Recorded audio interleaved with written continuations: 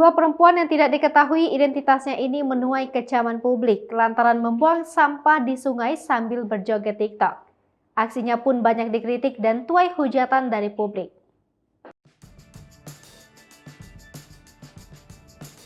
Melalui unggahan Instagram @memomedsos, terlihat dalam video berdurasi 15 detik itu, dua perempuan tersebut tengah melakukan tindakan tidak patut ini di tengah-tengah jembatan.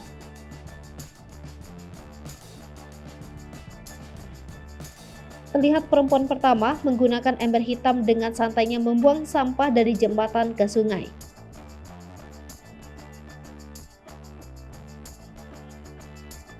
Saat yang satu menuangkan sampah ke aliran sungai, sedang lainnya sibuk membuat konten TikTok.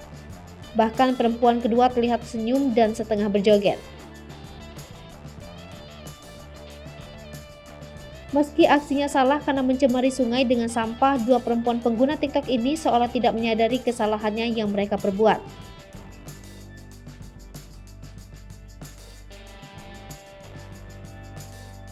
Banyak publik menyoroti aksi dari kedua perempuan ini, terutama para warganet yang telah mengaku geram dengan mereka.